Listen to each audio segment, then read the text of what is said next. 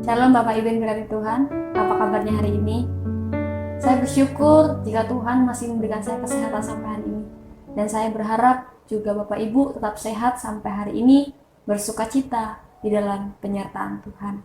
Mari kita pagi hari ini merenungkan kebenaran firman Tuhan yang terambil dari 2 Raja-Raja pasal 6 ayat 8 sampai ayat 23. Namun kita tidak akan bacanya secara keseluruhan.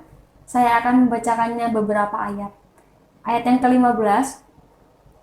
Ketika pelayan abdi Allah bangun pagi-pagi dan pergi keluar, maka tampaklah suatu tentara dengan kuda dan kereta ada di sekeliling kota itu. Lalu berkatalah bujangnya itu kepadanya, "Celaka tuanku, apakah yang akan kita perbuat?" Jawabnya, "Jangan takut, sebab lebih banyak yang menyertai kita daripada yang menyertai mereka." Ayat 17. Lalu berdoalah Elisa, "Ya Tuhan, bukalah kiranya matanya, supaya ia melihat." Maka Tuhan membuka mata bujang itu, sehingga ia melihat. Tampaklah gunung itu penuh dengan kuda dan kereta berapi sekeliling Elisa. Ayat 23.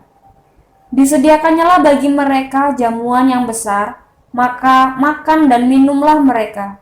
Sesudah itu, dibiarkannyalah mereka pulang kepada tuan mereka. Sejak itu, tidak ada lagi gerombolan-gerombolan Aram memasuki negeri Israel.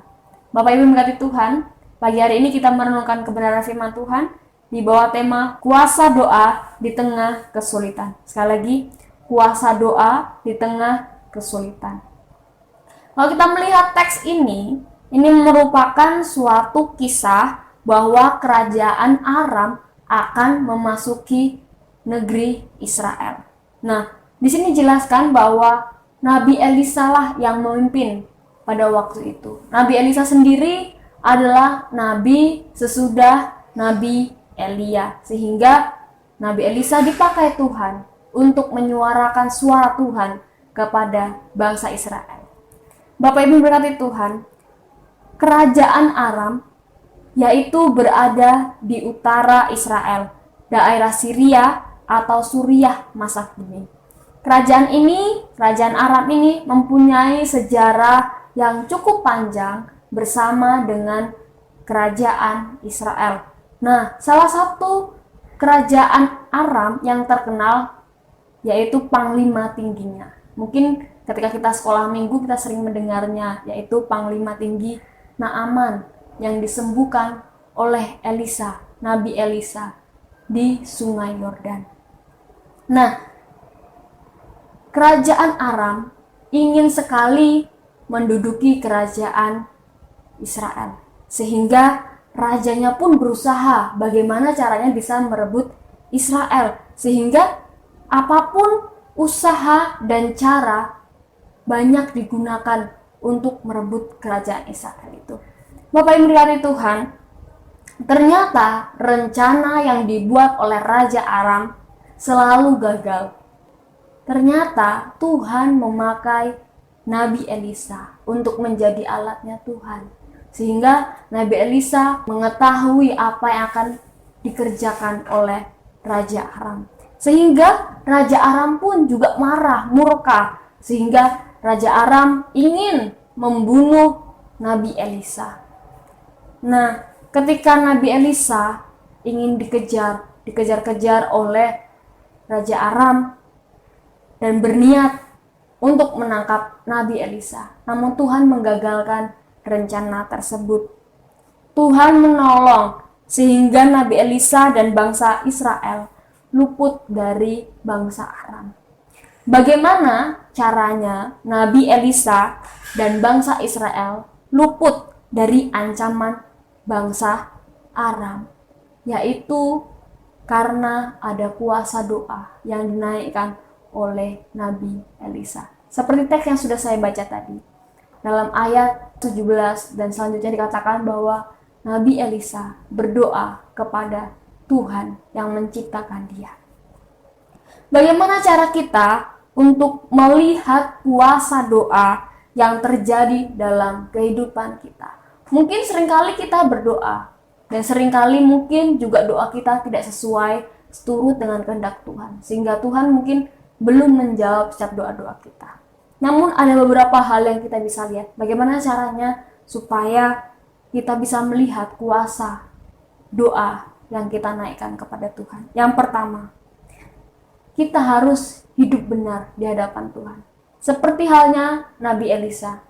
Dalam teks yang kita baca dikatakan bahwa Nabi Elisa adalah seorang abdi Allah, nabi di Israel, pelayan Allah, dan lain-lainnya. Hal ini menyatakan bahwa Elisa hidup benar di hadapan Tuhan. Mari kita cross check kehidupan kita. Sudahkah kita hidup benar di hadapan Tuhan? Menjadi seseorang yang hidup benar di hadapan Tuhan bukanlah suatu hal yang mudah, bukanlah suatu hal yang gampang, tetapi membutuhkan banyak proses, membutuhkan kerja keras yang tinggi, sehingga kita bisa hidup benar di hadapan Tuhan. Bagaimana caranya kita hidup di hadapan Tuhan? Bisa benar di hadapan Tuhan, yaitu melakukan setiap perintah Tuhan, melakukan setiap apapun yang menjadi perintah Tuhan kepada kita. Kita taat, kita setia, kita melakukan setiap perintahnya. Banyak hal yang Tuhan perintahkan, namun terkadang kita seringkali meremehkan dari setiap perintah-perintah yang kecil-kecil itu, dan kita menganggapnya sepele. Sehingga Tuhan mau supaya kita belajar, supaya saya dan Bapak Ibu semua belajar, supaya kita bisa hidup benar di hadapan Tuhan. Memang tidak mudah, tapi mari kita terus bekerja keras, terus berjuang untuk hidup benar di hadapan Tuhan. Yang kedua, bagaimana caranya kuasa doa dapat kita lihat dalam kehidupan kita. Yang kedua yaitu diperlukannya kerjasama dalam tim. Elisa dengan para pelayannya, pemimpin bangsa Israel, dan seluruh bangsa Israel bekerja sama sesuai dengan perintah Elisa, terlebih dari perintah Tuhan yang disampaikan kepada Nabi Elisa. Tak ada satupun dari mereka yang membantah perkataan Nabi Elisa, karena bangsa Israel tahu bahwa Nabi Elisa adalah nabi yang dipakai Tuhan untuk menyuarakan suara Tuhan kepada umatnya. Nabi Elisa mengatakan kepada orang-orang di sekitarnya, kepada umat Tuhan, supaya mereka tidak boleh khawatir, karena pasukan yang ada di bangsa Israel lebih banyak jumlahnya daripada orang-orang bangsa Aram.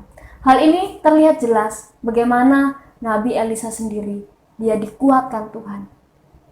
Dia merasa bahwa dia harus hidup benar, sehingga dia membutuhkan pelayanan satu tim. Sehingga orang-orang yang ada dalam satu tim pun juga harus sehati dan sepikir dalam melakukan setiap tugas dan tanggung jawabnya. Yang ketiga, bagaimana cara kita untuk melihat kuasa doa itu terjadi dalam kehidupan kita. Yang ketiga yaitu berdoa dengan yakin dan tanpa rasa takut. Ayat 17 sampai ayat 20. Doa Elisa dikabulkan Tuhan, persis seperti yang dia minta.